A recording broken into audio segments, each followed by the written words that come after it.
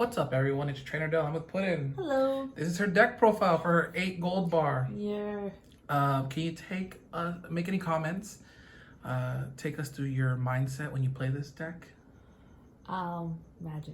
That's all I think. Disney magic. I think I'm destroying people with Disney magic.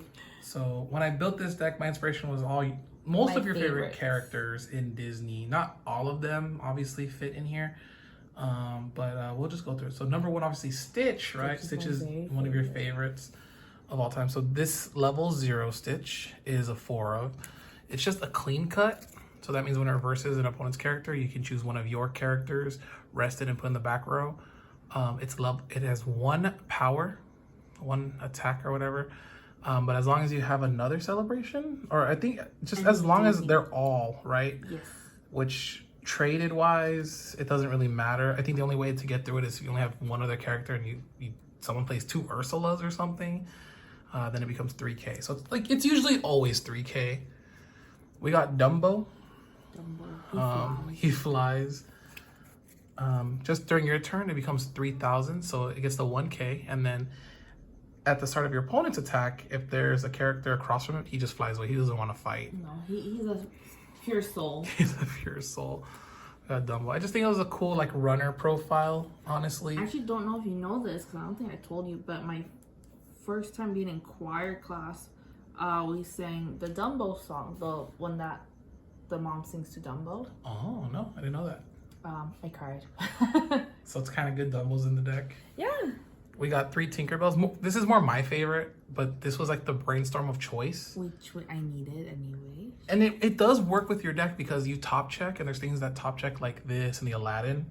So you can either, when you place her, you top check and either leave it on top or send it to waiting room.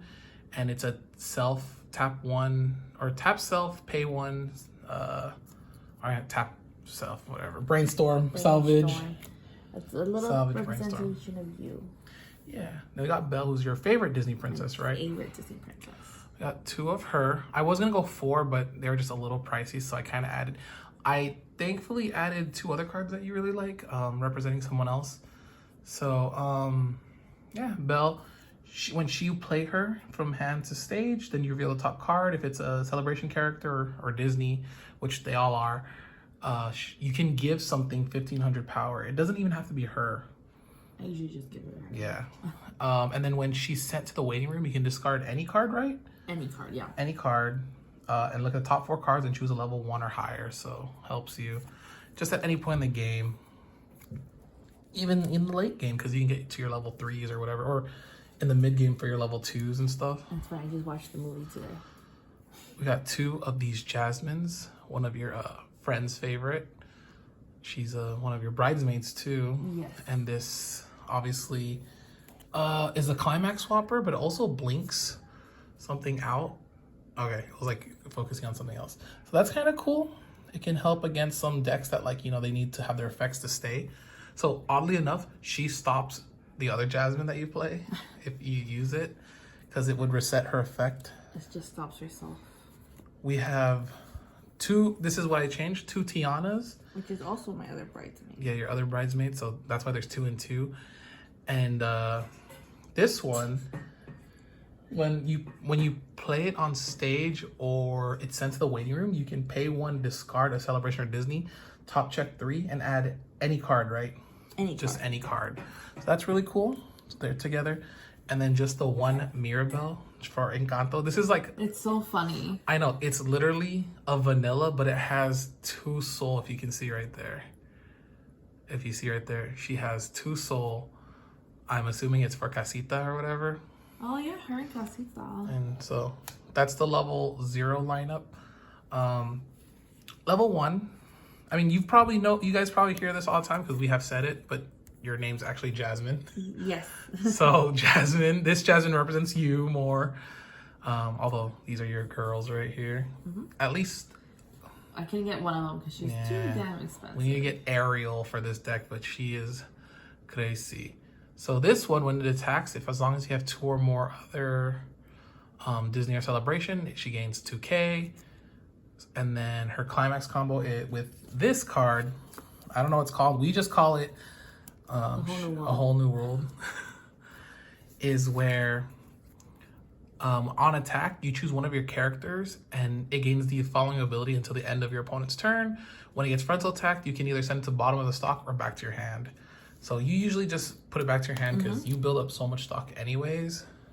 Clean stock sometimes too. Clean stock. So in a sense, you're just recycling the effects over and over and over. And you guys see that in the gameplay footage, and you guys will continue seeing it because, spoiler alert, Puddin plays this deck a lot. Don't get bored of it. It's a good deck. Yeah. Next card, Aladdin, Prince Ali, glorious he, Ali Ababa. Pretty cool card. We're not running the genie here, sadly, but Aladdin's pretty cool. On play, you can discard a Disney or Celebration character, like I said, a traded character from the set, and reveal the top card of your deck and salvage a character equal to or lower its level. Again, works with all the top check stuff like Tinkerbell, Belle. It works with that. So, you know, hopefully you can get what you need. Sometimes you just do it blind. You get lucky. I do get lucky. We got Lady in the Trap because you like dogs and you own a dog. I do own a dog. Or she owns us. Who knows at this point? This is a crazy card. So it's an Adachi, meaning when this is reversed and the character battling it is a level higher than your opponent's level, then you send it to their stock. And then you send their bottom stock to the waiting room. But it has a cooler effect, something that I haven't seen before. Probably is in another set. But when it's placed from the stage to the hand, or placed from your hand to stage, you mill 3. And if you hit a climax, you kind of do the same thing. You choose one of your opponent's characters that has a higher level than their level, and you send it to the waiting room straight up. Really crazy. I enjoyed that one a lot too. It's a yeah. good movie. Again, one of your favorites. I'm glad they added him in here because he was innocent. If they didn't, I would have not have gotten it. We won't get into all that. But Jack Sparrow, good to see Jack. My boy. Some other card sets and other Disney stuff just didn't have him, so I'm glad Weiss Schwarz put Captain Jack Sparrow. Jack is amazing. And everyone who hates is a hater. He's just a free backup, 1,000 backup, and then when you use it, you choose one of your battling characters. I have yet to actually play him. I know. But he's in there. You cannot play him from hand because you do not play red at all. So this is just a backup just because we wanted to add Jack in. Maybe one day 2 Jacks? I don't know. Maybe, we'll see. But then, obviously, Beauty and the Beast, because you said your favorite's Belle. And it was a gift that we got on our wedding. We got a Beauty and the Beast pop. So yeah, this is just your average. You discard 2 cards if you want to use the backup. So when you use it, you give something 2,500. But then you could also discard 2 cards and kind of do this effect, which is the whole, like, if your opponent has a character with a higher level than their level, then I think you send it to, where do you send it? Yeah, same thing, stock. You send it to the bottom of their stock and then put the top card of your opponent's stock to their waiting. So it's like kind of reverse, but just kind of gets rid of a lot of other things. You know, they can't encore and stuff, so that's what it's for. All right, this package I love and hate because you use it to great effect, which is the Rapunzel. This card is crazy. When it's in your front row, if you have Flynn Rider in your front row, she gains 55 power and encore where you discard a Disney character. So that's already crazy. She has an effect that gives all your Flynn Riders 1,500 power, and they can't be targeted by your opponent's card effects. And they also get encore because she protects them. Very flavorful for the movie and what she does. She protects them from her evil stepmom. Stepmom, yeah. And here's the Flynn Rider in question. He's your early play. Yes. Healer. He heals 1 on play. You can discard any card, right? This is where we get confused. We keep forgetting. I mean, we don't read Japanese, but you can discard any Disney or Celebration. So it's a traded character to just search for her on play.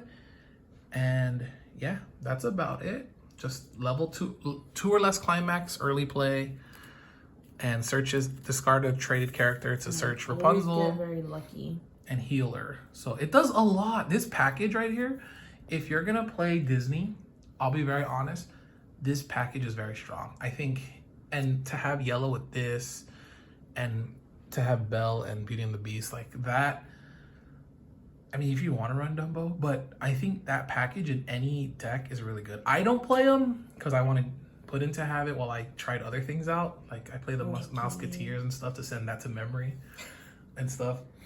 But yeah.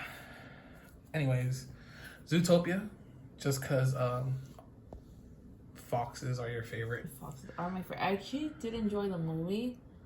And we talked about Flash, right? How we wanted a Flash Funko Pop, and then isn't there one or something like that? I need to double check. But Flash is so funny because obviously he's so slow and his name is Flash. This card, you've yet to play this. I have yet to play it. That they've seen. But on play, you discard a card and heal to stock. So you put the top card of your clock to your stock. And when it attacks, you can pay 2, discard 2 to just deal 2 damage. So it's just an off kind of finisher to help out. But yeah, it's never really like search. You don't really go for it. And there is not a Funko Pop Flash. Oh, I think. Oh, and that's what we said. We said we would get one. And your finisher, your final actual finisher is Lilo and Stitch right here. Yes. Who on play you salvage anything, a character from your hand, or from your waiting room to your hand. Yeah. Mm-hmm. So you salvage because part of his effect is climax combo with. Ohana. I don't even know. You call it Ohana? I call it Ohana. You guys can tell us what this actually means. I say it's family means no one gets left behind, but I feel like that's too long. Ohana. Yeah, but I want to say because it's like that's so long. We don't know. We don't read. Family. Okay, I guess so. Hawaii roller coaster, right? Even though they're on a cruise ship, I don't know. Dom Toretto family. Dom Toretto family .deck. So this effect, so like I said, it salvages, and then with the climax combo, you discard 2 cards, and when you attack, you have 2 or more other celebration characters, so you kind of have to have a good field. I mean, if you have all 3, it kind of fulfills the requirement, but you usually have your Tinkerbell in the back, and you usually have something else in the back row. So that itself, and another attacker.